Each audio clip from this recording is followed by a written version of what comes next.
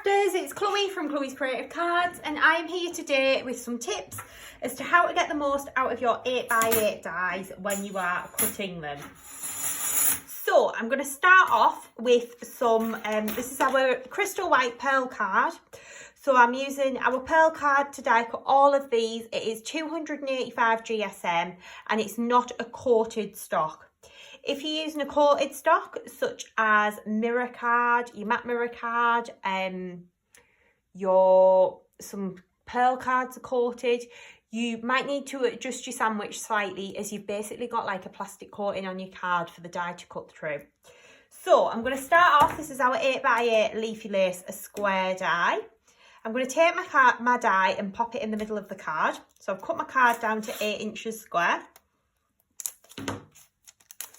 I'm then going to take my low tack tape and tape my die down into place. So I'm going to tape it on all 4 sides just to prevent it from moving when it goes through that die cutting machine. Okay.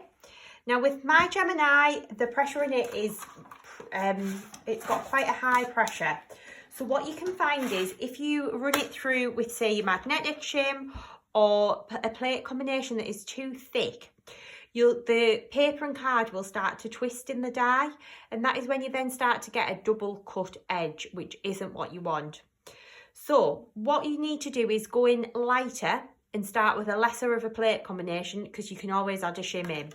So I'm going to start off with my base plate, my plastic shim, my die cut side up, and then I'm going to pop my cutting plate on the top. I'm going to sandwich that all together and run that through my machine once.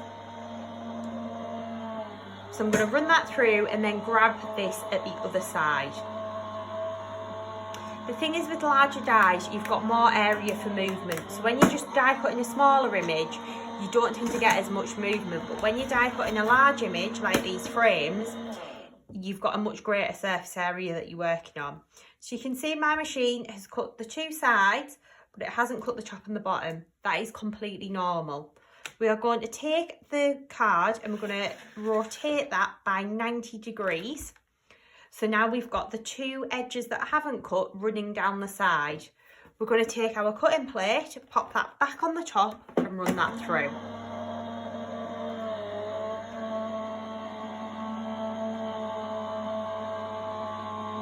What you will find as well by doing this technique is the plates on your die cut machine will last so much longer because you're not exerting too much pressure onto the image. So you can see there the die has stretched the paper, and the paper has gone through the die. Metal dies work on pressure, so you're relying on the metal cutting edge that's slightly raised to press up through the card, stretch the fibres and cut through it. It's not a sharp blade. So you can see a little bit in the corners, it has missed a tiny bit here. So what I'm going to do is take my metal shim, which you get with your machine, I'm going to pop that in underneath, then I'm going to run this through once more. Now the reason why I didn't go in heavy-handed to start with is you want to stretch the fibres of the paper first. Once you've got the fibres stretched, it makes it so much easier and you will honestly get so much of a better and a cleaner cut by doing it this way. So we're then going to pop our cutting plate back on the top and we're going to run that through our machine again. So you can hear the machine's working, it's die cutting. And then once that's done, we will grab it at the other side. Lift that out and you can see all of that detail has cut out absolutely beautifully. We can then take away the waste paper, take off our low tack tape. It is really important as well that you do tape your dies well into place. Again, this helps to prevent movement when you are running it through your die cutting machine. And you can push this through your die like so. You just push all of those little pieces out and you can see there you have got a perfect die cut image. Okay, these ones are all cut, they just literally need pushing through with a pokey tool. Okay, so to show you that technique again, I'm going to use a different die. It is also important with your dies that you do clean out any waste card in the little holes. Like I say, the metal dies work on pressure. So what you were relying on is the card being able to push through the die to allow the cutting edge to come through. So you do need to remove these little extra bits of card, just because then it blocks the die and you won't get a clean cut. You can just tap them on the edge of your work desk and that will get the majority out. Any little stubborn bits, just use your poker tool to poke them through. Right then, so we'll do another different die. So this one is just the Blooming Border, I think it's called, or the Blooming Frames. Can't quite remember the name, but anyway. We'll pop that down into place on our card again. Tape this into place along all 4 edges, like so.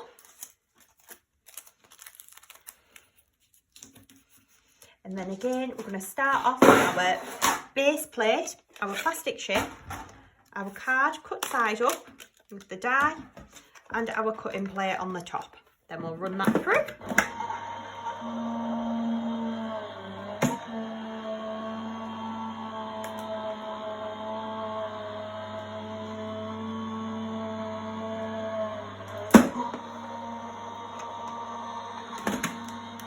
Take that. Again, you can see it's cut through, but it hasn't cut through the top and the bottom. We're going to take that and rotate it by 90 degrees.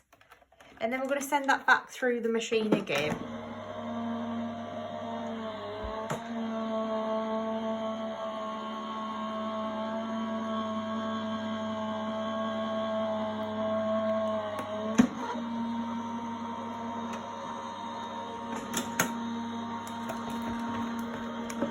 Lift that out. That looks like that is all cut through. That die isn't quite as detailed as the first one that we cut, so it doesn't require quite as much pressure, but then you can see that has die cut out absolutely beautifully.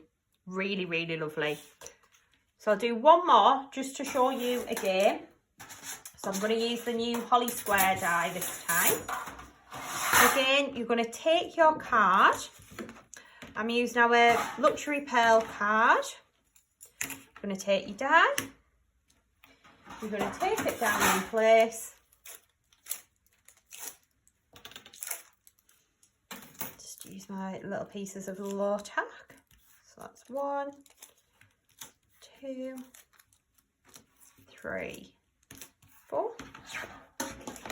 I'm going to take my base plate, my plastic shim, my die with my card on the top, cut side up, and my cutting plate on the top of here. And then we're going to send that through our machine. Like so, and we'll grab that at the other side.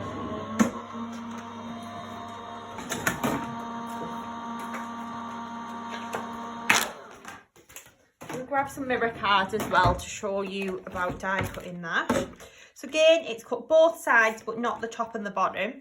You're going to take your die, rotate by 90 degrees and send it back through again.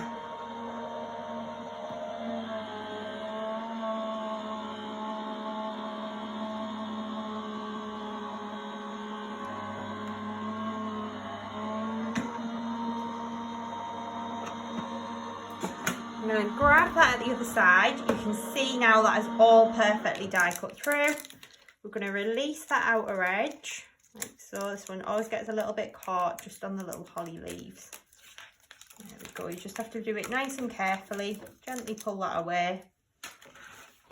Flip that over. And then you can see again that is perfectly cut through. You just need to go back in with your little poker tool and push through any of the little dots and these parts at the edges as well. But you can see how nicely that has then cut. Okay, so with mirror card it is the same kind of principle, but sometimes you just need to add a little bit more as you are trying to push it through something a little bit thicker. So for example, we'll take a piece of mirror card. This is already cut down to 8 by 8 because it is from the Dual Colours mirror card pad. We'll grab our die. just take the tape. I like to reuse the tape and see how long I can reuse it for actually. I'm really tight with the tape. So we're going to again tape this down in place. I find it easier personally probably taping kind of half on half off the die, because sometimes if you try to tape this edge it's a little bit difficult. You've not got much area to grab onto, whereas if you tape onto here you've got a little bit more for it to kind of grab to. So again, we are going to start with our base plate, our plastic shim, our die with the card on the top taped in place, and we're going to use our cutting plate on the top. We're then going to send that through our Gemini, like so.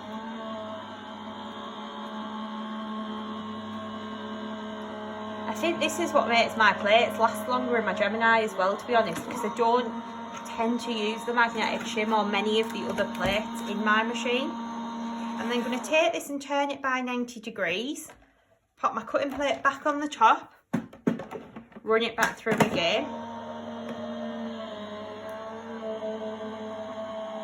When you do that turn as well, you do want to be careful that you're not kind of twisting the paper in the die, because again that can cause a double cut. But if you've got enough tape on there, you'll be absolutely fine. So if we lift that off, you can see that is pretty much perfectly die cut. Again, there's just a couple of the little detail bits that haven't quite gone through. So if that's the case, I'm going to add my metal shim in. If you're finding that you need a little bit more than your metal shim, maybe just add a sheet of card into the sandwich. We're then going to run that through again, because we do genuinely say this as well. We have two different machines that we both use in the office, and they both have different pressures. So for one, I would have started probably with the metal plate and then added a sheet of card in at this point. With this one, just the metal shim seems to be enough. It just depends on the pressure of the machine. So you can see then, we can peel that away. We can just push this through.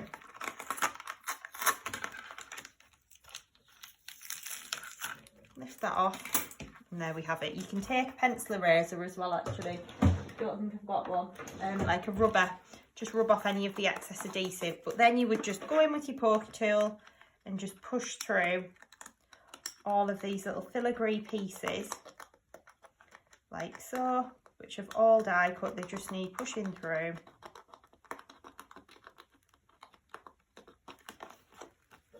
And you can see how beautiful that then looks. That really lovely lacy edge. So that gives you an idea and some little top tips as to how to cut your 8x8 dies. You want to go in with less pressure to start with, stretch those fibres, and then if you need an extra little bit of pressure for that final cut, add either a cardstock shim into your sandwich or your metal plate.